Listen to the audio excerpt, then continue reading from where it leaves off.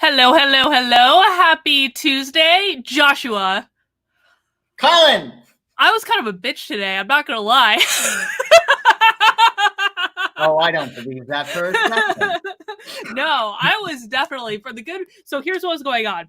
So like when I'm trying to write something and I'm just not in flow with it and it's just not coming, what I do is I generally distract myself with something stupid. In this case, it was Twitter, which is never a good way to spend any time at all because Twitter is awful. But Right. basically, I got really frustrated, and this has been building for, a while, and I just lost it today. I don't know if it was like a special day because it's like Tuesday or the moon is in like whatever. Is the moon in Aries? No, left Aries. It's in Taurus. Oh, well, so yeah, I can't even use that as an excuse. Oh, but we did have an aspect today with Jupiter with something or other. So that could have made you a little, yeah. Well, that must have been it because I was talking on Twitter about how Trump supporters and the right and the center, to even like a lesser extent, they don't know how to express themselves. They just keep their opinions to themselves. Like the left will they'll scream to high heaven about anything. It doesn't even matter what that thing is, but they say it really loudly and they say it over and over and over again. And they have protests and they wear T-shirts and they have slogans and all this stuff. And if you have the center and the right, they don't do anything. They won't even wear a MAGA hat in public because they're afraid. And I get it to a certain extent, and we're going to talk about some of the reasons that I get it today, like people getting fired from their jobs for no good reason. But at the same time, people have got to learn how to express themselves. And I thought this would be a good topic for us to kind of talk about right off the bat, because that's one of the things that you've really helped me with quite a bit over the time that we work together. So I thought we could do some like rapid fire coaching, cramming 4 years of things that you've taught me into 15 minutes. Joshua, go. Okay. All right. Well, I think it's really good that we're talking about it today because the moon is in Taurus and Taurus rules the throat. And that's why Tauruses are so great in music. They're beautiful singers and even dancers. Think Janet Jackson, Billy Joel, Stevie Wonder, Jack Johnson. All these are Taurus people, so they know the value of their voice. And your voice is really important in terms of creating value in the world, because what you have within, that's all the wealth, that's all the richness. So by allowing yourself to express yourself, you're giving value to the world. And that's probably one of the reasons why Taurus rules the house of finance. It's very much correlated with money. I think that right now we're having an issue in the world with speaking up about things because a long time ago, there was this, we were all part of tribes. And if you weren't part of the tribe, you would die. Like you would you'd be killed off. And now that's not the case, but it might be embedded in our brains, in the collective consciousness. So if we have, most of the people that we're at least hearing saying this is the way things are, it's going to be difficult for us to express that because on a subliminal collective consciousness level, we're thinking this could be death. So and that's a very real concern for a lot of conservatives. I mean, a lot of people, if they speak up at work, they're losing their jobs. I mean, it's not even, there's no even question right now, especially with all the Black Lives Matter stuff. It's like that. So I get it. But at the same time, I mean, what are some, and guys, just so you know, sometimes, when we have conversations like this, we're kind of speaking on a spiritual level, not necessarily an earthly practical level, but what are some of the spiritual reasons why people might be hesitant to say, I like Donald Trump and I'm going to vote for him? What might hold people back from doing that? Well, I think like we had said, the tribe mentality, but also the sense of self-worth. Like the throat chakra is your sense of self-worth. So if you don't believe you have anything valuable to say, like if you don't think you're valuable, then you're going to be reticent about allowing yourself to flow with your value out into the universe. You're going to be tentative about making a contribution and speaking up. I wonder if there's some correlation with, people when they're younger, they tend to be more liberal. As they get older, they tend to become more conservative. And if we combine the fact that people who are younger tend to be more liberal with the fact that, today's young people, 20 somethings, they've gone through an educational system that has basically indoctrinated them into crazy land. It's almost like these people are like, they're programmed to they're literally in schools. They're programming people from, and I'm using that word very deliberately, from the time they're little kids to be activists. There are whole schools around this idea that we're raising our kids to be activists. And now they are out in the world and they are taking over cities like Seattle and they are saying whatever they want. Whereas the older generations that tend to be more conservative, they're more like, I think they're more reserved, or maybe they also haven't been taught, like, younger people, like, always get a trophy and all that stuff. You are a special and unique snowflake. So do you in your experience, because I know you actually coach a lot of like older people, right? Do your older clients tend to have this challenge with expressing themselves? Yeah, I do think it's a common theme. I think definitely, but I think that when we're talking about the generations, we should really look at what we're talking about. We're talking about Generation X as the younger generation. We're talking about Y. No, I don't think Generation X is the younger generation. I know that's not what you want to hear, but I don't think that's the case. I'm not that old. But I'm sandwiched between X and Y. Specific. No, you're not. Okay.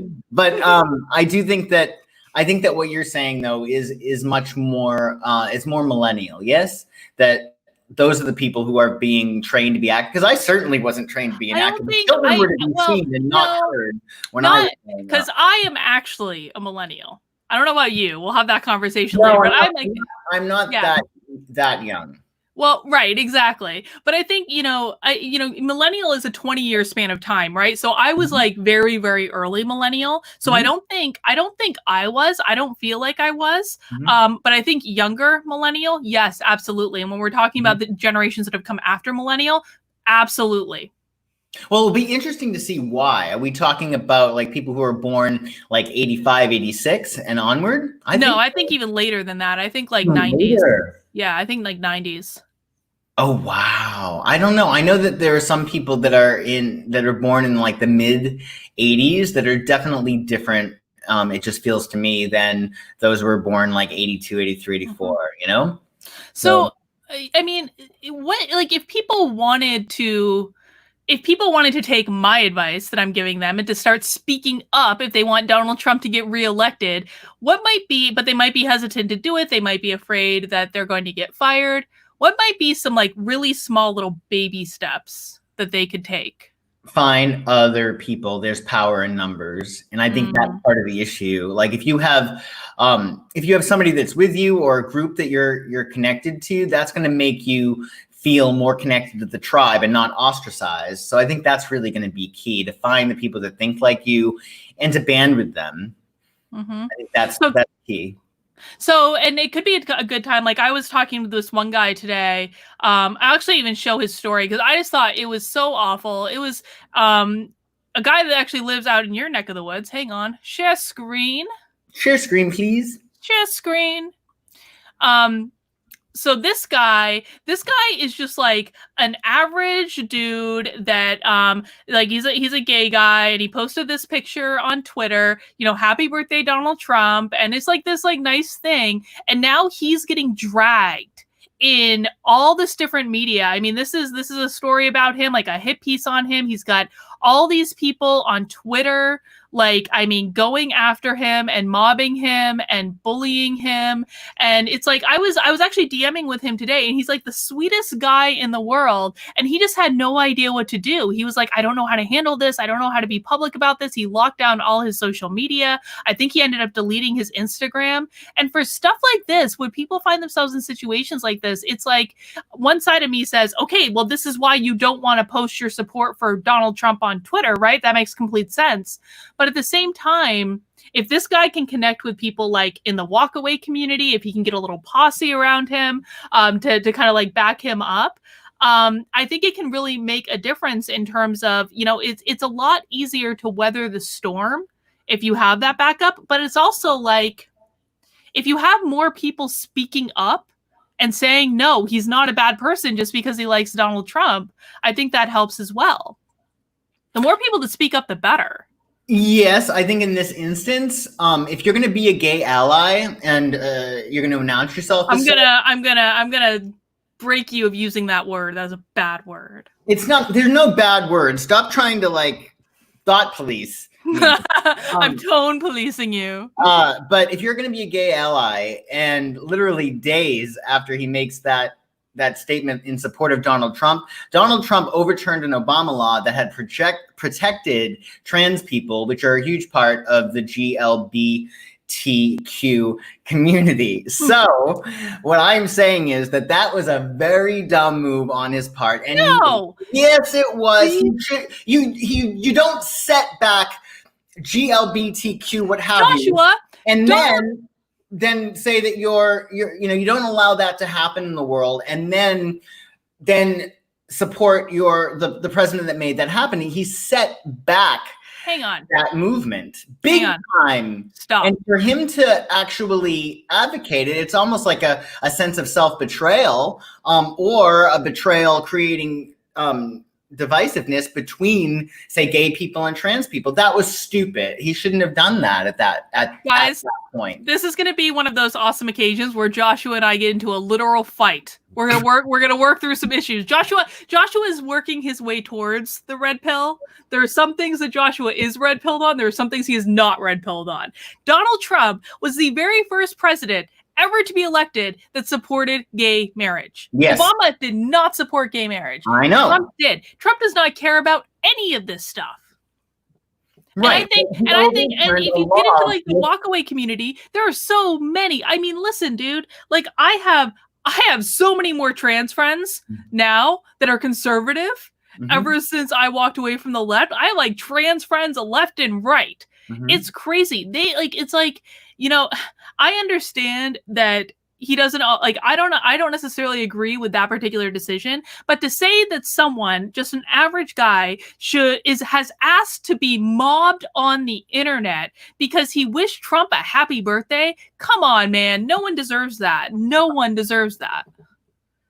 Right, but if you're going to be a public figure, especially... He's not a public figure, he's just a dude with a Twitter account. Well, he wouldn't be just a dude with a Twitter account. If he's getting all of this mail, nobody would know of him and nobody would care. He only had 100 followers on Twitter before this started.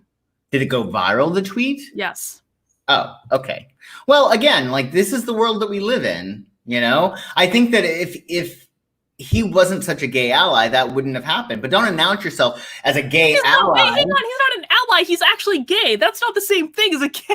That's not the same thing. An ally would be like if I, as a straight person, announced myself as a protector of the gays, which I would never do because that's dumb. The gays don't need protection. But okay, he announces happy birthday to Trump while showing a picture of him and his husband or boyfriend, what have you, kissing, right? Yeah. Which kind of put them together, and it looks like he's a gay ally, right? At least for himself, right? I suppose. Right. So I think that the overturning of that law, which infuriated a lot of people who are part of the GLBTQ movement,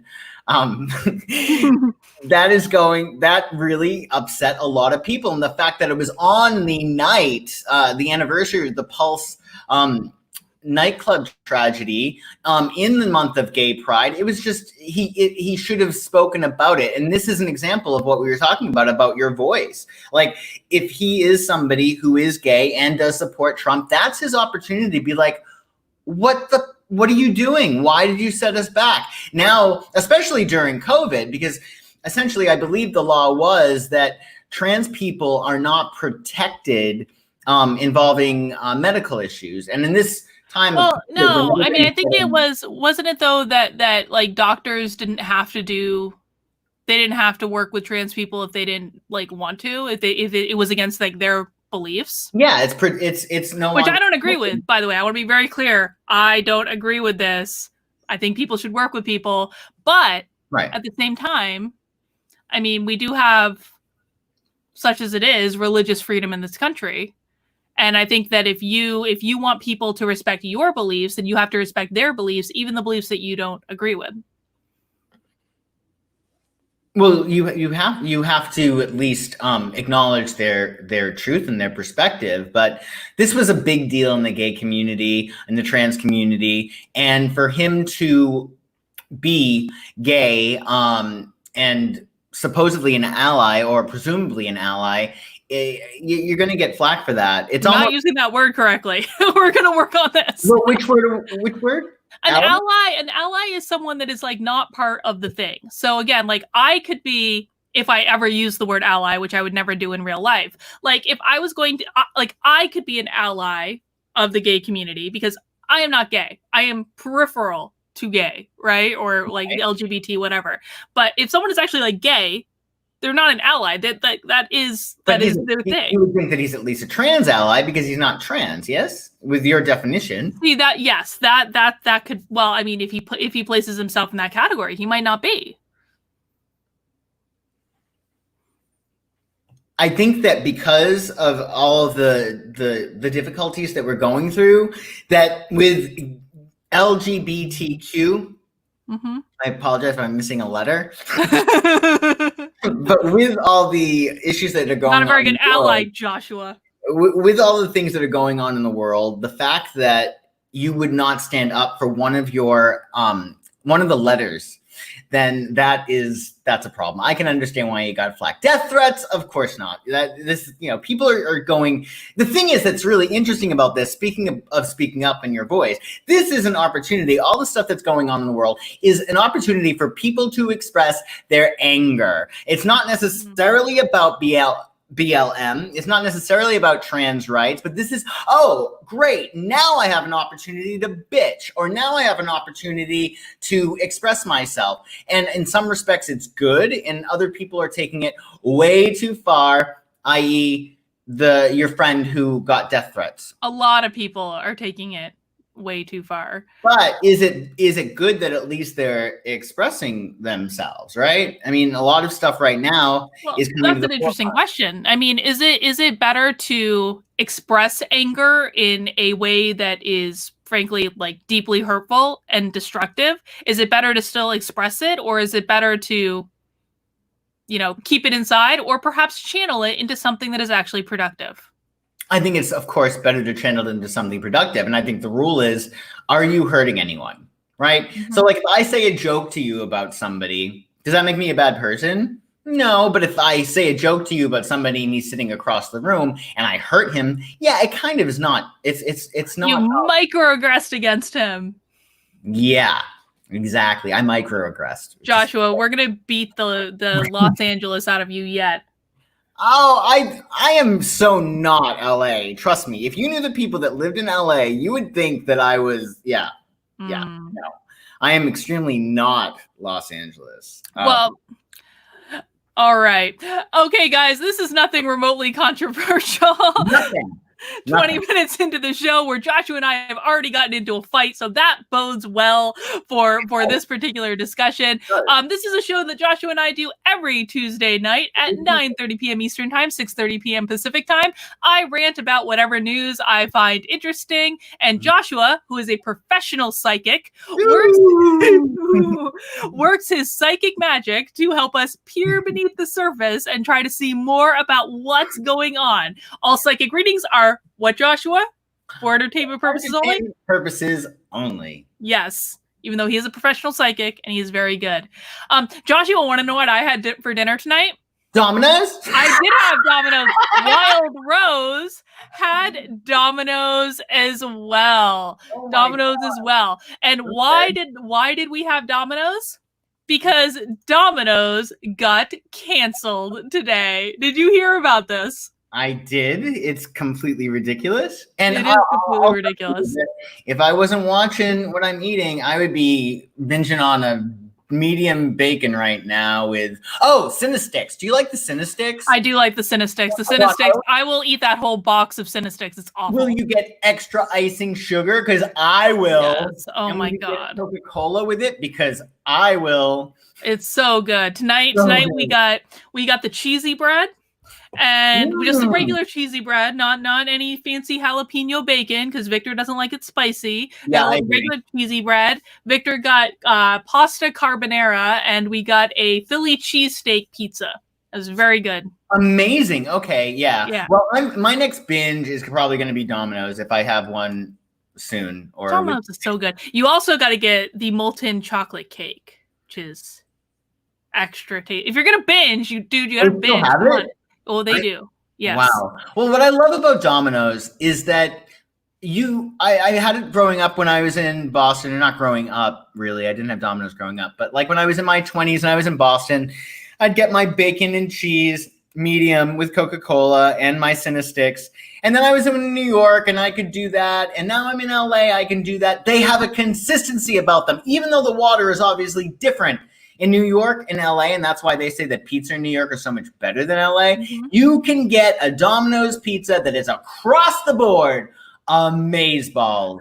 Well, and it's always consistent. I love Domino's. It's pizza. Why not? You know, it's funny that you say New York pizza, because let's go back to the beginning, to how Domino's got canceled today, because this is absurd. If anyone has not heard about this story, like sit back for a second. Oh, and actually I want to do one more super chat before we get started, because Nikki says, Joshua, sorry, you're wrong. About what, Nikki? We're not going to get into that. You just need to sit in your wrongness and sit in your discomfort, accepting you're wrong. Obviously on the left, if she's going to do that without any, I'm wrong, I'm a racist, I'm a white supremacist. What else? You are. But let's talk about Domino's, so that's way more fun. So back in 2012, on November 8th, 3 days after my first wedding anniversary, 3 days after my first wedding anniversary, Kaylee McEnany tweeted, fun fact, Domino's is way better than any NYC pizza. Now, today, yes. Right. Now those are fighting words, right? They are. And Domino's responded, that's one heck of a compliment. Appreciate the love. Fast forward almost 8 years, and Rick Wilson somehow discovers that 8 years ago, Domino's tweeted at someone who was not yet the press secretary for Donald Trump and gave her a compliment, and retweeted it and says, you just killed your brand. And it's like, and Rick Wilson is such like a grifter, man. Like he's like this guy's like just not very smart. He's one of those people. Do you remember a couple months back on CNN when they basically were like calling Trump supporters stupid, and Don Lemon was like really like couldn't even contain himself. They were just being morons. The Trump campaign put it in an ad like the very next day. But Rick Wilson was one of those people that was doing it. And so Domino's, what I love about this is like, we have seen so many companies kind of bend the knee to this cancel culture nonsense. And Domino's replies back, well, it's unfortunate that thanking a customer for a compliment back in 2012 would be viewed as political. Guess that's 2020 for you. Domino's, we salute you. I think that is freaking great. What do you think, Joshua? I absolutely agree that was it was so great to see them not pandering as we've been seeing lately, because it has been getting out of hand. Of course, you're going to say that to a customer. You'd have that's what you do. And even if it was today that she did that, it's a compliment. Like, why we can't. Okay, so you say you have different political beliefs than I do. You're going to give me a compliment. What, am I not going to take the compliment? We're going to be like, go to hell, you're a racist. Do you know what I'm saying? Like, it makes no sense. Like, why can't we find areas in which we agree upon? Like, okay, Domino's obviously probably has pride about their pizza. Why not a thank you? Even if it was yesterday, it's ridiculous. We got to find ways that we can agree on things as opposed to, this excuse to fight. And what's interesting, I think, psychologically, is what fights are being brought to the surface right now, right? Say more about that. Well, think of it this way. Say, when you're talking about the voice thing, there's a lot of stuff that a lot of us have not said, maybe to our parents, maybe to old lovers, maybe to friends, etc. So if you're in a spot with somebody who doesn't agree with what you have to say, this is an opportunity for me to express myself and go after that person. And whose face am I seeing? I might be seeing my dad's face. I might be seeing this girl's face who crossed me, whatever. But it's an excuse to fight as opposed to finding common ground, which is really what we need right now more than ever. I agree. And Igma with the awesome dog icon says, please show your support for companies that refuse to bend the knee. We need to counter the cancel.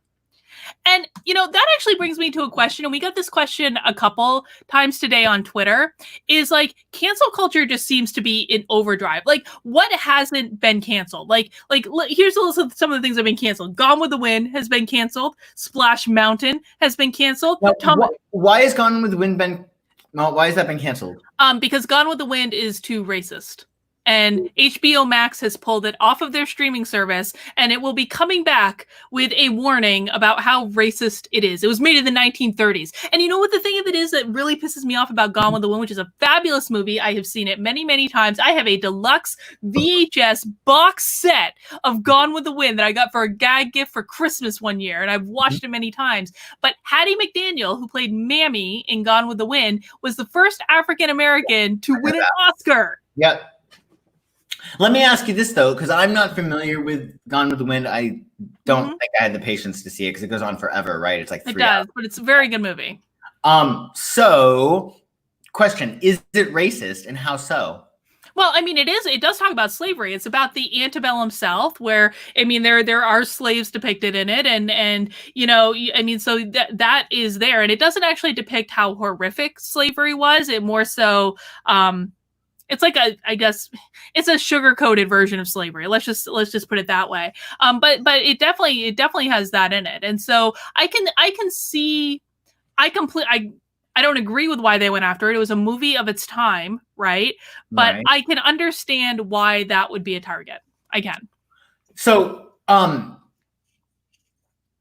depicting slavery in and of itself is not racist, right? Oh, everything is. Yes, it is. There must have been something in the movie that made them think like this isn't okay. Yeah. Because I'm guessing it was just the fact that they mentioned slavery. Well, history books that mention slavery too. We don't call those racist. So what was it exactly? Do we know? No, it's just that it was slavery. That's my understanding. Someone in the chat, please correct me if I'm wrong, but that is my understanding. I'm guessing, and in the chat, please correct us, but I'm guessing that there was more than just a mention of slavery, because that's not inherently racist. Joshua, let's talk about Splash Mountain, because that relates to what we're talking about. Splash Mountain is like a thing at Disneyland or something, isn't it? It's like you were supposed to take me to Disneyland and you never did. Right. And I haven't forgotten about that, Joshua. Well, but I think that Splash Mountain is there, right? Next. What? Whatever. But so Splash Mountain got canceled, and the reason it got canceled is it has an antebellum Southern song in it, apparently. All Splash Mountain is a ride. It's like a log ride. Canceled. Wait, well, again, the other side of this is I'm pretty sure that it wasn't just a song. There must be. Yes, it is. Joshua, you are giving people way too much credit. Are racist. Hang on.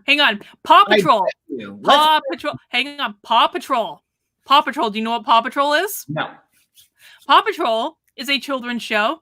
I have to watch it when I go out to Palm Springs to see my cousins, because she has small children and they love Paw Patrol. And Paw Patrol has been canceled because it's about animated dogs, right? It's about animated dogs that have different jobs that involve being in a truck so they can sell toys, right?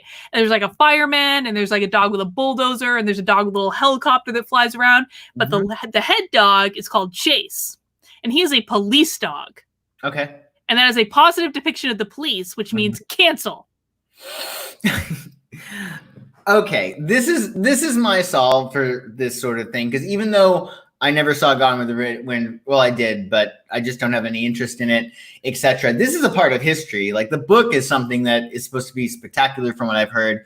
Anyway, this is an opportunity for people to communicate, and actually maybe it's a disclaimer. Like, this is the thing, okay? Say you have a black child that you're raising. You don't want them to see something that is part of history, like Gone with the Wind, okay, and have them think, am I a slave or whatever? Hang on. Children should not wait. Stop. Children should not be watching Gone with the Wind anyway. It is not a children's movie. I believe that they read it in some high schools. That's high school. High schoolers don't know they're not slaves.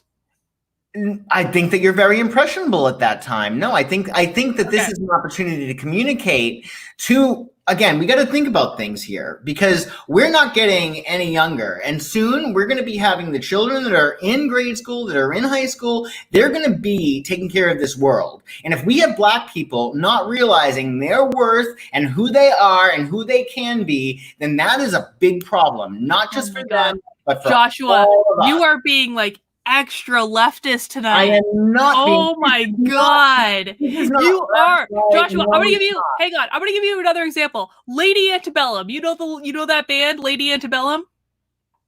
No. Canceled. You know why?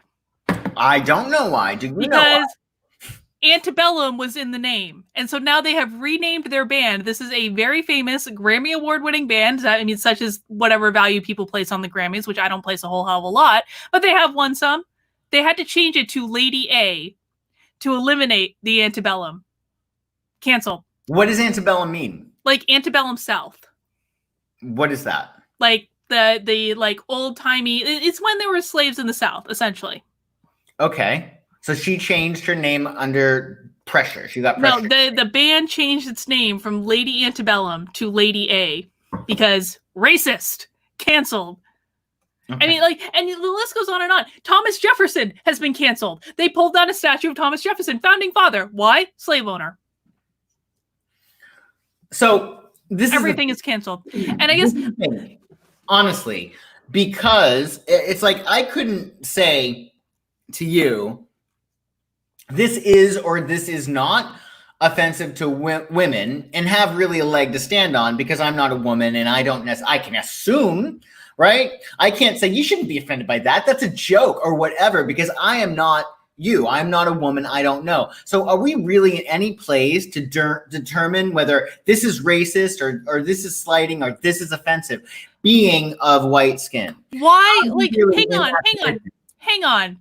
No one has ever made any rule that says that you are not allowed to be offended. Free speech is part of our First Amendment. People can say things. They can say whatever they want. It's amazing. And in order for free speech to work, we have to defend the speech that is the most reprehensible. So there is nothing in the Constitution. There is nothing in, like, goddamn, like, life is unfair, man. If you're offended, like, you need to do some inner work and learn to develop a thicker skin. In, like, by some of this stuff. I mean, like, I'm sorry. Like, I think there are real things that we can have conversations about. There are real issues of racism that I think, I would be much more convinced by. And maybe we can talk about some of those examples. But Gone with the Wind was a movie that was made in the 30s. Like, come on. It is a movie. Relax. It is one of the greatest movies of all time. It depicted slavery. People don't like how it depicted slavery, and that's a discussion you can have. But to cancel it, to remove it from a platform, to cancel a ride, to cancel a cartoon, to cancel all shows that depict cops in a positive way, like, this is not helpful. None of this is creating a more equal society. None of this is creating a more just society. You can maybe have a conversation about, like, let's watch Gone with the Wind, and then have a conversation about slavery. Yeah. I agree. And I think that cancel culture should be swapped with caveat culture, caveating things constantly. Why? Because, like I said, we are going to be, okay, I believe the children are the future. Teach them well and let them lead the way. It's like you ignored me. If I had, okay, say, just let's say I had a beautiful Black baby child, right? And I'm going to let my beautiful Black baby child watch Gone with the Wind? No, I'm not. I would hope not, because children should not be watching Gone with the Wind. It is an adult movie. It is a grown-up movie. You want to be a filmmaker, right? What I'm saying is that to get around this, I think the balance. There are no other movies that you can give the kid to watch. What I'm saying is that you can't give the kid to watch. You know what the kid is not going to be allowed to watch? Paw Patrol. What's that? The dog show that got canceled. Oh, okay, sorry. Okay. What I'm saying is this is an opportunity for conversation to actually teach your kid about history. It's not a time to necessarily cancel it, but it might be easier because we can't, maybe people are just lazy and they can't just say, you know, at the beginning of Gone with the Wind, what this story depicts is blah, blah, blah, blah, blah, blah, blah. And it's an opportunity for education. It's to talk about history and to talk about where we're going as opposed to canceling it. Yeah, I don't think But that they here's the thing, like, cancel everything. and I think that's what they're going to do. But okay, so I think we can keep going back and forth about this. Hang on, I want to get a couple super chats, and I have a legitimate question. I have a spiky question. So, 2 ways self-defense law says cancel culture is white supremacy. I actually have an example of that in that we might get to, we might not. Let's see. We got so many other super chats, guys. Thank you. Thank you. Oh my gosh. Hang on. We've got thank you. There's no message in that one. We've got Ghosts of Recon. Cultural relativism doesn't absolve one from acting like a person with common sense. Not intended as a dig, just making a point. I think it's a very good point, Ghost of Recon. Cultural relativism. Relativism.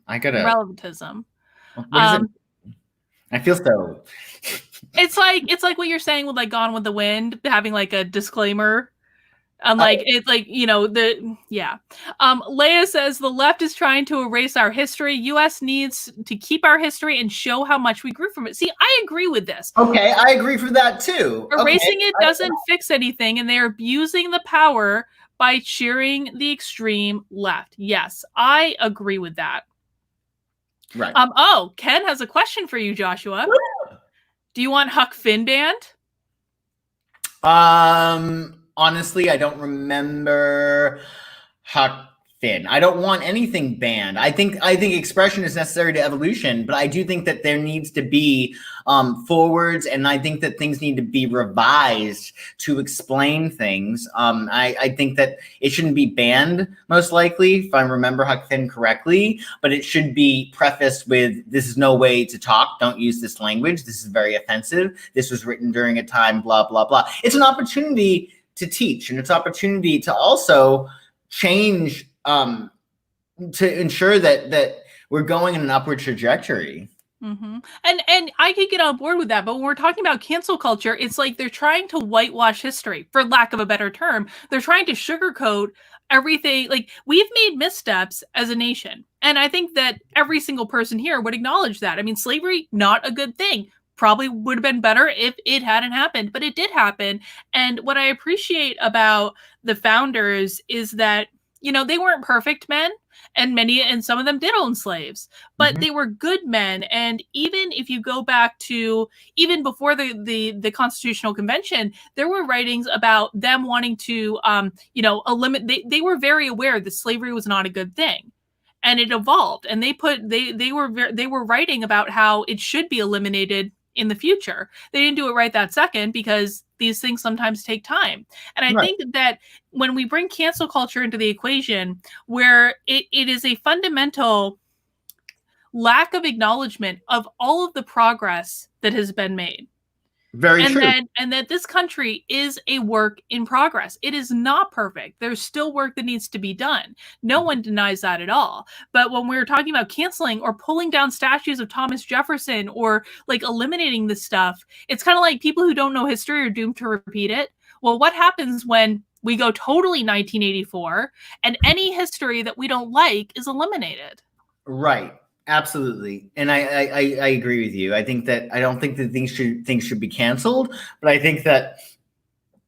don't think that the caveats are a bad idea. And also, a lot of black people owned slaves too, I believe, and Irish people were slaves as well. And I think that needs to be brought up front, so we can create more of like a unification. Like, everybody on some level, has been oppressed. Right? Everybody, like even like say the clients that I work with, some of them, let's say, if they're not speaking up about things, then there's a reason why they were taught that their voice doesn't matter or that they're not as worthy. And if we can really get to that issue, about how we all are worth something and that we're all very, very valuable, then we can empower each other. I think a lot of the people that want to keep people oppressed are obviously people that are feeling oppressed themselves, right? See, that's interesting. Say it again. People, well, I'll say because you just took a drink. People who want to keep other people oppressed are doing it because they're oppressed themselves. Yeah, absolutely. In some way or another. That we see constantly, right? Like typically what you know, for instance, I can't help it. Like I watch those, it's like crack, right? Just watching those Karen videos. Like they're oftentimes, I saw one today, and it was this very, very, you know, she had a really, really nice car and she was obviously very, very dressed and very, very wealthy. But at what price, right? Is it a matter of, you know, is she coming from an environment in which she sacrificed her self-expression for her husband's money? Is she in a job that, you know, doesn't give a damn on what she says, whatnot? But why is she going against other people and trying to oppress them, make them feel bad for the color of their skin, etc.? She must feel that way. It's like when you cut somebody down to size, who are you cutting them down to? You're cutting them down to your own level or how you feel you are. Like if you're an empowered person, you're going to want to lift other people up. You're not going to want to, even if you need to talk to the manager, fine. But you don't need to do it in a way that is trying to make somebody feel like shit, unless you feel like shit. It's like those uppity housewives that I go to Orange Theory with. The bougie housewives that always have a mean thing to say. Oh my God. You got to definitely work out in LA. We're talking full makeup. Oh yeah, they do that here too. Oh yeah. Like diamonds all over the rings for days. I'm like, yeah, you guys are crazy. Okay, let me just ask you, like, okay, you have a beautiful diamond, but like they are like decked out in very expensive. Like, would you really bring that to the gym? No, I don't even wear my wedding rings to the gym. I think it's stupid. If I wear anything, it's like one of those silicone rings, but I usually don't even wear that anymore. Yeah, it is. It's crazy. But again, I think that you're not going to do that. That's why it's important for us all to be empowered as a culture, because the more empowered the powerful people are, the more everyone, including them, are going to empower and lift up everybody else, because that's what we need. Like right now, the conversation is, you think this, you're wrong. You're this, you're that. And it's like, why are we, and vibrationally, in terms of a spiritual thing, we're just going lower and lower and lower and lower and lower. And this person says that to me, well, I can go right down to that level and say this back to them. It's not helping things. So we got to, I think, all be leaders right now and really take the high road and do whatever we can to understand that other people are going to have perspectives that are different than our own. You know, that doesn't mean not to speak up for yourself and yours, but to not do it in a nasty way. And that's what I keep seeing right now. It's really bad. Well, that we can agree on, and we should probably stop while we're ahead on this conversation. So we have a couple super chats to do, and then Joshua, it's been like almost the whole show. We haven't done any psychicry yet. So we need to psychic. So guys, if you have something that you want Joshua to psychic, I have some ideas. We have some questions, but if you have anything you want Joshua to psychic specifically, please let us know. And let's just ding out a couple super chats. Nate said, I had dental surgery yesterday, so I can't eat, but I just ordered some Dominos because cancel culture can go F itself. Way to fight the power, Nate. That pizza will keep. April says cancel culture needs to be canceled. I absolutely agree.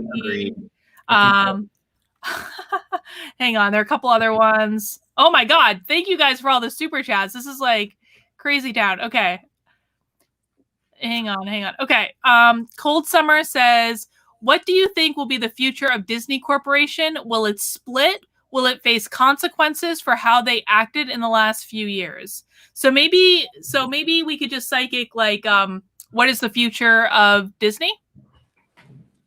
Yes. Is that a good psychicking question? I like it. Okay. Will you pose the question, please, Carlin? Joshua, what is the future of Disney Corporation?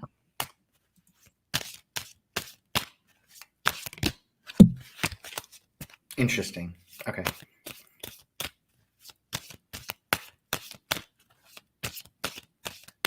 So I'm going to stop shuffling. Stop. Okay. I felt that in my solar plexus. Oh, yes? Mm-hmm.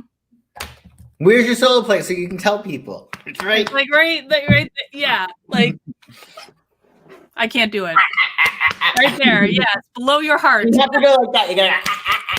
I don't think you have to do that. Oh boy. Yeah, they are screwed. What? Yeah, but they're gonna be taking a turn. So I'll tell you why. So right now with Princess of Wands, I don't know what's going on with this. So maybe this would be helpful actually to the reading. But it seems like they might be getting some flack over something. And I think that what they're going to do is just sort of be like, Princess of Wands doesn't give a damn, right? She's very much like whatever, whatever, go, next. And she's really quick to be sort of like not worrying about things. She's very, very fiery. Think of it like a bratty, really, really confident high school girl. The girl who's like just will beat the shit out of you and can get any guy that she wants. Like that's her, right? So that's how they're sort of behaving right now. And that is not going to bode well for Disney. 10 of Swords. So what that means is that they're going to be reaching some kind of like conclusion. So they're going to be hitting dire straits is my feeling. But then the Wheel of Fortune. So then they're going to have a change in fortune. But I think that it's going to I think they're going to be ballsy. I think that they're going to be destroyed. And I think that they're going to be coming back. Like there's going to be like a resurgence, maybe a rebrand. Does that make sense in terms of what's going on with them? Yeah, I don't actually know that much about what's going on with them. So, I mean, maybe it makes sense. And actually tell us in the chat, Cold Summer, if that resonated for you. That'd be great. So let's go through some other super chats. Gloria, and I agree with Gloria on this one. If you don't like something, don't watch it. You don't have to cancel something. Just don't watch it. It is Gloria. really that simple. Okay, let's ask Gloria. Okay. Say you or your, somebody you love or whatever has children. Let's talk about the children. How are we going to be doing that? Because we don't have control, right? We can't be watching our kids every 5 seconds. We don't know what the babysitter's going to watch or the nanny's going to let our kids watch or what our kids are going to be watching when they're over a friend's house. So how do we rectify that, Gloria? Gloria. I'm going to answer. If I had a kid, I'm going to raise that kid to be a critical thinker and to not like watch Gone with the Wind and think it's okay to own slaves. That's what I'm going to do. That's going to be my contribution. Revco asks, Josh, are you advocating for being a snowplow parent and that is why our children are failing? They can't take any kind of disagreement with real life. I've never heard the term snowplow parent. Let's look that up, shall we? Look it up. Okay. Ghost of Recon says he gave a good definition for cultural relativism. I'm sorry. I really struggled with this one on the spot. Cultural relativism is the idea that no culture can be judged by another because all cultures are equal. As for offense, it can only be taken, not given. I agree with that. Because okay. I don't practice judgment. And so what works for one culture might not necessarily work for whatever culture I happen to be in. Chrissy's, you want to hear what a snowplow parent is? Yes. Okay. Get out of the way, tiger moms and helicopter free-range parents. The snowplow parent is defined as a person who constantly forces obstacles out of their kids' paths. They have their eye on the future success of their child, and anyone or anything that stands in their way has to be removed. So like the bougie housewives. Yes. Yeah, like if my child was sleeping over a friend's house, I would grill the parents beforehand. I would want to have a conversation. And if I didn't like the parent, which most likely I probably would not, I'm sorry, I probably would be like, yeah. You are totally that guy. Yeah. Chrissy says Mammy was depicted as the smartest person in the movie. Yes, she was. Mammy was awesome. She got the Oscar. Yes, that's huge. She did. But like Mammy did not take any guff. I love it. So we should really, again, find out what their reasoning and what their rationale. I don't think they mentioned slavery. Joshua, it is that they just mentioned slavery. There's nothing more. This is what these people do. This is what they, okay. Russell has one. You're going to appreciate this, Joshua. Clearly, Josh is being affected by this Mercury retrograde. Oh, Russell. That was like, you made my night, Russell. Thank you. Is it Mercury retrograde?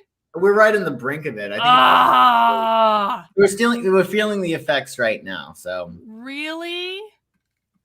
Oh, Really. In fact, that's what's like the really worst. crazy is that we're just getting over Venus retrograde and Mercury retrograde. Let's see. There's a couple more. Nate says, I like that Josh is advocating that the conversation needs to continue, not get shut down. I kind of want to give him a hug. Oh, air hug. And then you guys are doing so many super chats. Thank you. Let's see. There's one. Oh, two more. Larkin says cancel culture is coming from a false narrative about racism. 1 in 5 marriages in the US is interracial. Can't fix a fake problem. No matter what you cancel, let's start with the truth and maybe we can help. I agree with that. Oh, Joshua, we have a psychicking question. All right. Do you know what Chaz is? I believe, please correct me if I'm wrong. I believe that it is a city in Seattle. Well, it is a anarcho, what is it? Like the communist, like commune. It's a commune, essentially, that has taken over the middle of Seattle. They say they're a separate country. I'm going to call them a commune. And so Seattle is just letting them run with this. It's like 6 square blocks. It's not like a small thing. And the city of Seattle is not doing anything about it. So Kathy wants to know how long before the government shuts down Chaz. And let's actually just start with that one. Let's only do the one question, right? Okay. Please pose the question. How long before the government shuts down Chaz?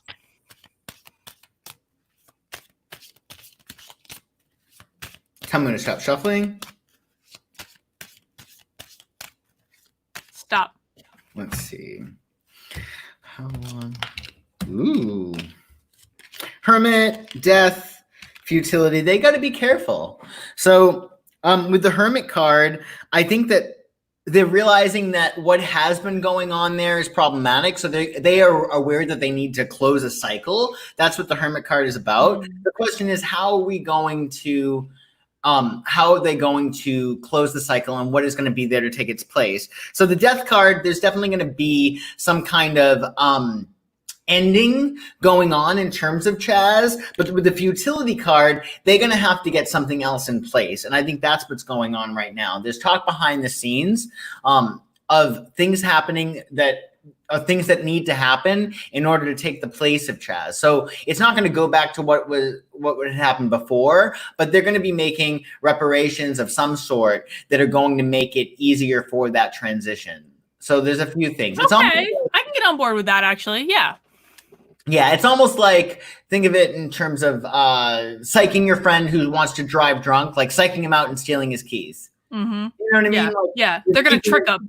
They're going to present some sort of alternative to get them away. And I think it's very smart. Like, this isn't inspired. Either the person is a genius or it's psychically inspired. Like, they got this idea from divine inspiration. Yeah, I actually, you know what? I mean, the thing of it is like if you look at videos of Chaz during the day, and Ghost of Recon says Chaz equals soy molia, or alternatively tofu desu. I don't know how to pronounce that last one. That's kind of funny. In referencing, so when Chaz first started, there was one of the activists in it put out a call on Twitter for people to bring vegan meat substitute. Instead of just like food, they like specifically asked, they were like vegan meat substitute. But no, I actually like the idea of there being some alternative, because if you look at the videos of Chaz like during the day, mm-hmm. you know, I don't agree with the people there, but they're just hanging out, they're talking, they're doing their thing. Again, like if I want my rights to be respected, then I have to respect their rights to say crazy nonsense and have, like, you know, community discussions about their inherent white fragility or whatever the hell they're talking about. But it actually looks okay during the day. At night, it goes insane. Like, and there's like a warlord involved and all this stuff. But if they could have some alternative that kind of gets them away from things and gives them their own space to do their hippie stuff, like, fine. Yeah. Yeah, it'll be interesting, but things I think will improve. They just have to be careful, and they can't approach this like head on, or they're screwed, and they know that. So actually it's pretty smart. Okay, props. If that's what the city of Seattle is doing, props to Yeah. them. Really Ghost smart. of Regon says it's like Mogadishu, so like Tofu-dishu is like Mogadishu. That makes more sense. I will say this though, and this is something that I got sent today by a super secret spy. I have spies everywhere, Joshua. Someone sent me, you can't really see it on the screen, but what this is this is an email from the city of Seattle to all of its white employees asking their white employees to basically do a voluntary white fragility training, or I guess what they call it, internalized racial superiority training on their day off for all white employees. So I don't know. I think this stuff is stupid. I think this stuff does more harm than good. I'm going to be having, guys, tomorrow at 2 p.m., Helen Pluckrose is going to be on my channel. We're going to be talking about why white fragility is just like a bad, bad, bad toxic ideology.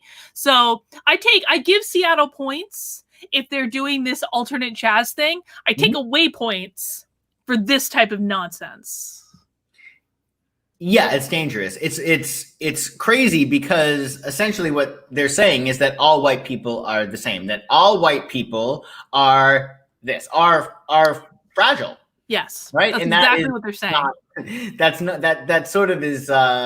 It's problematic. It's almost reverse racism, or it is reverse racism. It is. Well, it's just racism. I mean, it's just that's what it is, right? So. Yeah, Wild Rose says you should have to pay them for that. I agree. If I'm going to sit through white fragility training to learn about my inherent racism, I damn well better be getting paid for it. Yeah, I think it's one of those things. Like, who is? And again, this woman, she just wrote this book. She's like this white lady, right? Yes, Robin DiAngelo. Robin DiAngelo, and she's assuming that she knows the background and what's in the brains of every single white person.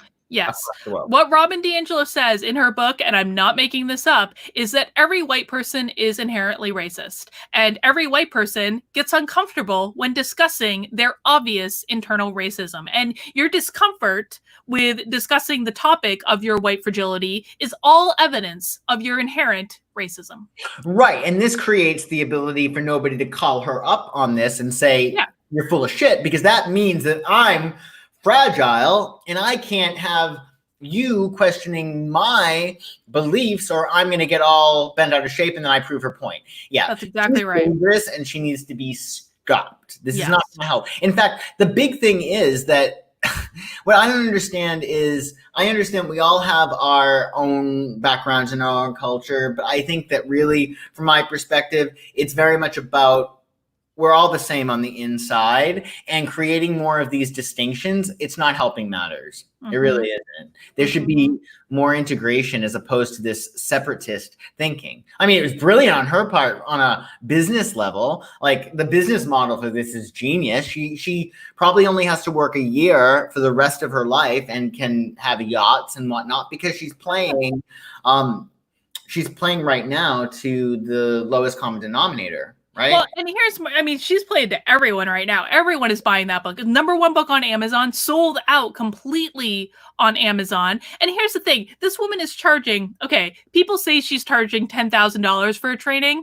I do corporate training. Right. I know that people charge more than that. So, like, either if she's only charging $10,000, she's got a really shitty agent. I'll tell you what, like, really, really bad. And so this woman is making bank right now, teaching all white people that they are inherently racist. And it really pisses me off. And I think that, and you and I have talked about this, I think there are legitimate conversations to have about race in this country. It is by no means in a perfect place. But teaching people that they're inherently racist and there's nothing that they can ever do to solve their inherent racism other than pay Robin DiAngelo God knows how much money to come and teach them about their racism and sit in their discomfort with their racism. It's stupid. It's stupid and it's dangerous also to keep us from evolving. Because if I'm taught by Robin DiAngelo that I am a racist, then I'm going to act like one. I'm going to think like one. And I'm going to perpetuate that, as opposed to, as we always talk about, you can determine who it is that you are every moment. We do determine who it is that we are. We make that decision. A racist could wake up the next day and be like, you know what? I think we're all the same. Or I believe, my friend, he's black and he's the most amazing guy I've ever met in my life. I'm not going to be racist anymore. I'm going to think differently. And all of a sudden, he's not a racist. Like, that is how the mind works. So for her to try to instill in people that they are racist and they can't get away from that, it's really dangerous. It's really a problem. I totally agree. Bad, Robin DiAngelo. We're going to talk about you tomorrow at 2 p.m. with Helen. Ghost of Recon says Trump should leave Somalia alone. When your enemy is making a mistake, don't interrupt. I think that Trump looks weak. I really do. From not coming out more strongly against this, I think that Trump is making himself look weak. So we disagree on that. I think that this is a time for Trump to be a strong leader, to show that he's in command, to show he's in charge. Even if he's just making a speech, I don't really care, because like, where the hell has he been? This is what really pisses me off. It's like he came out and he did this great symbolic gesture of like walking out the front door of the White House by himself across the park, holding up the Bible, all this stuff. Amazing symbolic gesture, and then he disappeared. This is my problem with Trump right now. It was his birthday, or it was the 14th, right? I don't care. Trump's had like, what, 70 some odd birthdays? He can, do stuff on his birthday. It's his birthday! He should have at least a week. I take at least a week off for my birthday. Oh my God, you do not take a week off for your birthday. I don't even take the day off. Ghost of Recon says unfalsifiable claim is unfalsifiable. Exactly. And that's a problem with Robin DiAngelo. Joshua, do you have a couple more minutes? Because we have been like shooting the shit. We have been. Yeah, let's do it. Let's go overtime. OT. Okay, because what I want to talk about, I want to make sure we talk about this. And this goes along with our expression conversation. And it also goes along, frankly, with the white fragility conversation. So people are getting fired for all sorts of crazy nonsense. And today there was a story about this guy who got fired for cracking his knuckles. And he's a dude that he was out in his truck, his company truck, doing work, and he was like cracking his knuckles like some people can do. I can't crack my knuckles like that, but I know some people can, just doing like that with their fingers. He was cracking his knuckles. Some random stranger on the sidewalk took this picture of him, so it looks like he's doing this. Do you know what this is? It means okay, yes? Oh, no, it doesn't. Not anymore. It does not mean okay anymore, because what happened, I'll bring us back. What happened is that 4chan, which is basically a site of trolls that try to cause trouble on the internet and real life, they one day hatched a plan to say that they were going to try to convince everyone that this is a white power symbol.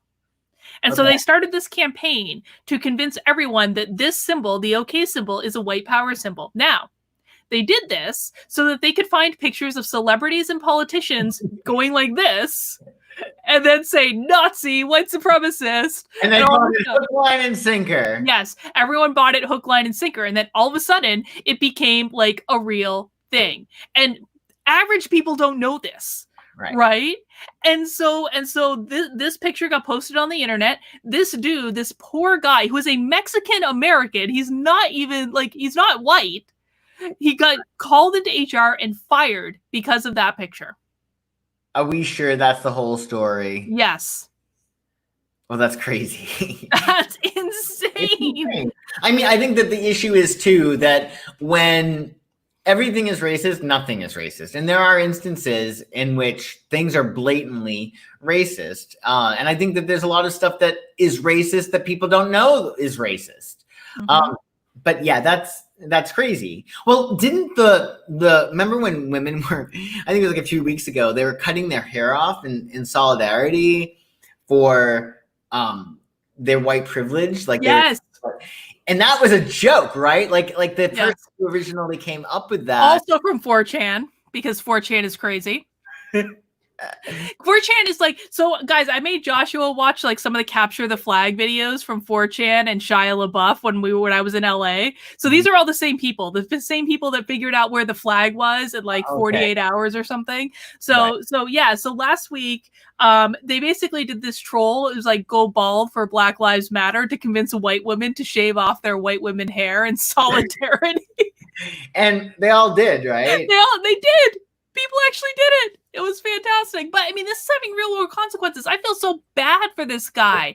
This guy did an interview where he was basically like, yeah, this was like my dream job. And I can't, let's see. What did he say exactly? I don't know how long it's going to take me to get over this, but to lose your dream job for playing with your fingers, that's a hard pill to swallow. I feel so bad for this guy. It's just such nonsense. And even the guy that took the picture of it, he said later, he was like, hang on, I've got this quote too. He said he has since deleted his Twitter account that he posted the picture on. He said he may have gotten spun up about the interaction and misinterpreted it. And he said he never meant for the guy to lose his job. It's like, this company needs to give this guy his job back, but even more so than that, because you work in the real world. Like, I sometimes work in the real world. Like, for companies to fire people over nonsense like this, does this do any good for people left at the company? Do you think? Of course not. But I do think that, again, this is, we're talking about not necessarily fake news, but every story that you write is written by a human being who has a certain spin on it. Journalists can very easily, not ethically, but very easily leave out very important factors that make this a horse of a different color. So maybe I think it's important to not believe everything that you read, and also remember that a lot of the media right now, they have very serious agendas. If you have a journalist who is given a pen and he's emotional about these issues, then he's going to write a very different article than somebody who's on the other team. So let's just keep that in mind when we're going like, oh my God. I don't disagree with that. Of course, I hate the media. The media is trash. But I mean, there are just a lot of them are. But like, there are just so many examples of this, of people losing their job. And I guess maybe this is a good question to wrap it up on, because I got it in a couple different places, and I'm sure people in the chat will appreciate it. Is this insanity going to stop anytime soon? Are we going to reach peak Black Lives Matter insanity?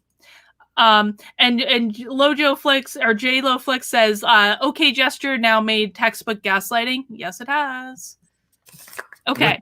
What about gaslighting? I love gaslighting. No, you don't like it. Gaslighting is evil, Joshua. It says the OK symbol now made textbook gaslighting.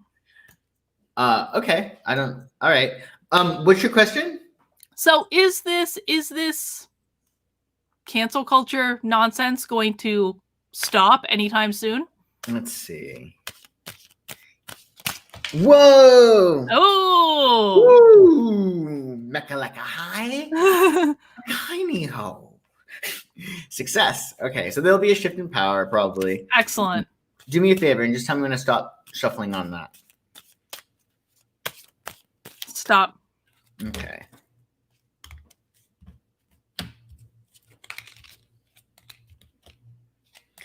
Yeah, I think you're going to be happy with the way things are. You know, what it's doing is creating more of like a flow, and it with the Ace of Cups, this is like miracles. So I do think that like there's going to be some really great stuff that comes out of it, in the sense of it's going to open up a conversation and lots of conversation. So with 4 of discs, I think people will be able to hold on to their jobs and hold on to things.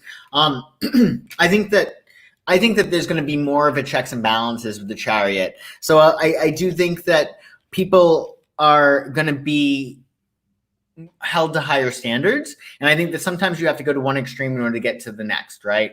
Mm-hmm. To the middle point. That's good news. So maybe we've peaked in terms of cancel culture insanity, and now we're going to go down the hill. My feeling is that, yeah, like this is a very, very good spread. Like I honestly think that if you're coming from the heart and you're coming from like a heartfelt place of abundance and love and caring for other people, I really don't think, at least spiritually, that you can be fired from your job by going like this or cracking your knuckles. Do you know what I mean? I'm not saying that like that's what happened to that guy, but I don't think I don't think you're going to be privy to such problems or such issues if you're really coming from that space of love. And I really think that's really key. And that if we do that as a culture, if we all get sort of trained to come from that space of love, we really have nothing to worry about, I think. And I think we need to be really clear, because I want to make sure your intention is right. You're talking about like having like a security on like a spiritual perspective and love on a spiritual perspective. And then that like that translates into how we present and what we do and our behaviors and all these things in the real world. It's your intention. Like your intention is sort of like, I'm going to go like this because I fucking hate that guy next to me. Then guess what? It's going to catch up to you. You're going to get caught on tape and you're probably going to get fired eventually, because this is probably not an isolated incident. But if I don't have a racist bone in my body and I love everyone and I want there to just be joy and love and peace, if I go like this, I'm probably not going to get in trouble. I don't know about this guy's specific circumstances, but I do think that if your intention is really important. And if if somebody says, hey, what did you just do? Are you a racist? I'll be like, I'm not. That was not what I meant by that. I just meant okay, or whatever it might be. So I think that it's really about your intention, where you're coming from. And if anything, this cancel culture is going to train us to come from that place of love and peace and good intention. So if we are somebody does call us up on it and be like, what's with the okay symbol?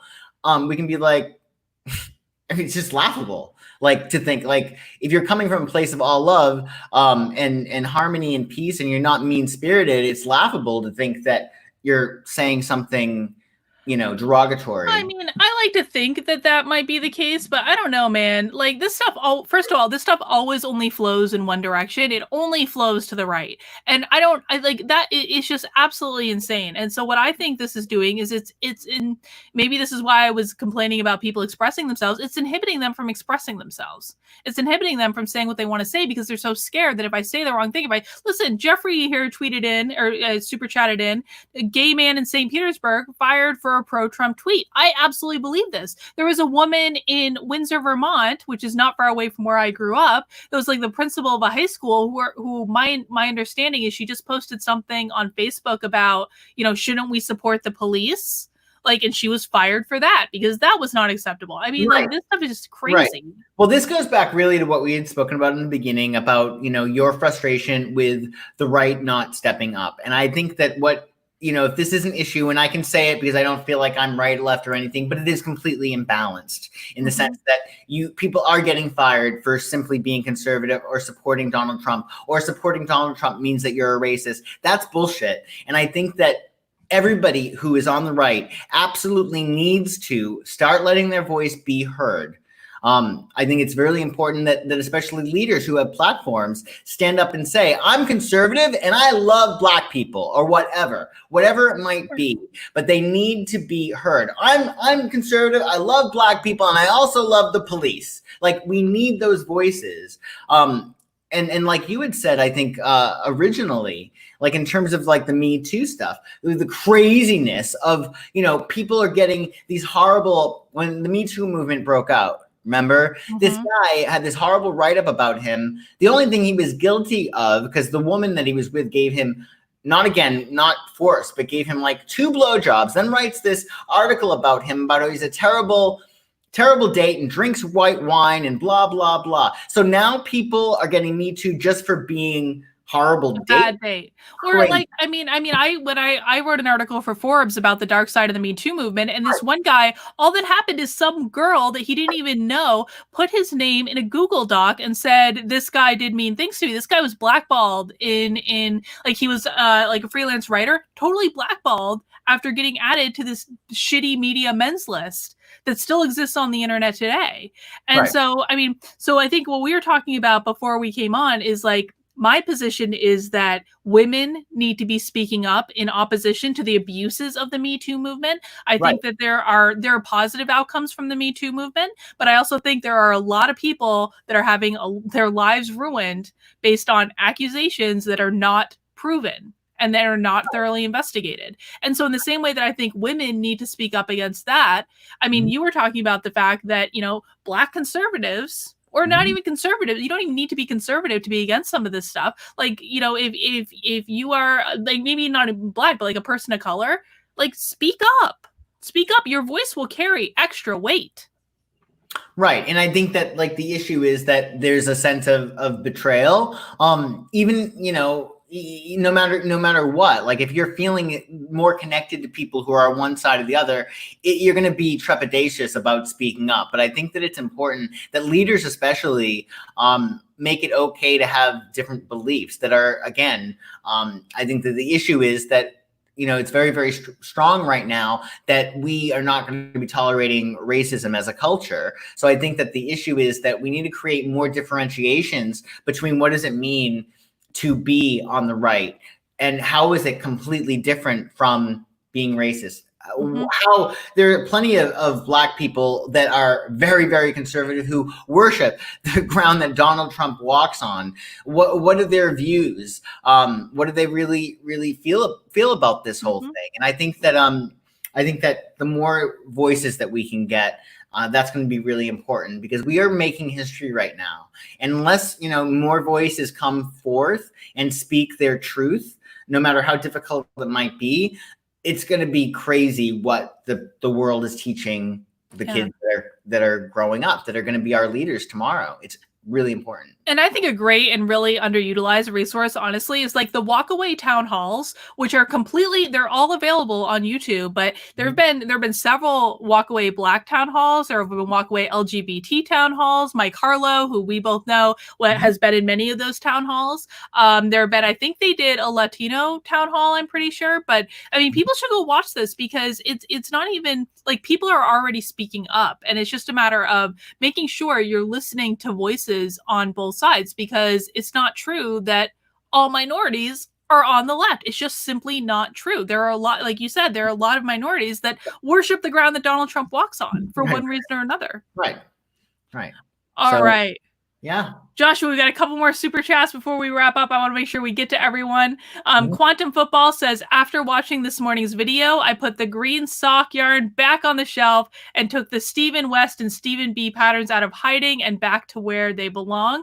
I'm not sure what that means, Quantum Football. I mean, obviously I know who Stephen West and Stephen B are. Joshua probably has no idea. That's okay. They're like, it's knitters. Ghost of I hope there was not knitting drama today that I missed. I can't take any more knitting drama right now. Ghost of Recon says, think about this. If Trump takes any action against Somalia, they will blame him when it collapses. But if he sits back and lets it happen, there is no excuse. I'm not asking him to take action, man. I just wanted to make a speech or something. Like, show that he's like a powerful person and that he's out there. Right. Oh, Michael's here. Oh, I love Michael. Michael is one of my favorite people on Twitter. Tip for the great job you're doing. Thank you, Michael. That's awesome. All right. April says, meetings every day, watch Golden State Times live stream. I don't know what that is, but okay, April. Let's see. I think I got them all, guys. I think I did. All right, Joshua, I guess we can wrap up. Do you have any final messages for the week? Well, I think with our theme about self-expression, to make sure you're expressing yourself, but you tap into what's within you that is loving and caring and kind, and let that come to the surface, and you will feel so much better. And in doing that, you'll be putting so much more value into the world. So even though it's cancel culture and we're all worried, oh, what if I say the wrong thing? I really feel that if you're coming from a place of love and solidarity with humankind, then I think that you'll be all set. But make sure to express yourself. It's going to be very, very important. Just make sure you're tapping into that, you know, those feelings of love and harmony, because then, you know, it's less toxic for yourself and for the world. And guys, know that, like, you know, it doesn't matter what your following is. It doesn't matter what your platform is. It doesn't matter how many numbers you have on all the different things. What you have to say is valuable. And you never, ever, ever know who might hear it. But don't even worry about that, frankly. Like, say what you want to say for virtue of knowing that your voice is valuable and it does make a difference. But it's your responsibility to express it. We did get one last super chat in, Carol. And so in the spirit of expression, Carol is expressing, as a conservative conservative. I have enjoyed the LARP gardening LARP gardening in jazz. I have enjoyed the gardening as well. We'll see if that actually comes to anything. Joshua, if people want to get in touch, where can they find you? Psychicsun.com, S-U-N. Mm-hmm. So PSYCHICSUN.com. I think it's in the description. It is in the description. And Joshua does fabulous readings and astrology. We didn't do any astrology tonight. We've got to do some astrology next week. We will do some astrology next week. Definitely. Okay. Definitely. All right, guys. And so thank you for coming out tonight. We really appreciate it. This was a fun one. I like this show. Fun. Mm-hmm. So as a reminder, I will be on here again, live streaming at 2 p.m. tomorrow with Helen Pluckrose. We're going to be talking about how white fragility is trash. She might be a little bit more, diplomatic than I am, but that's what I'm going to say. And I'm very excited about it. And we think it's going to be a great discussion. And as always, please make sure you join us next Tuesday at 9:30 p.m. Bring your questions. I do post on social media, mostly on Twitter and YouTube early in the day to ask for specific questions. And, when we don't get off track like we did tonight, I do try to work as many of them in as we can get. All right, everyone, have a great rest of your night. Thank you for joining us. Bye.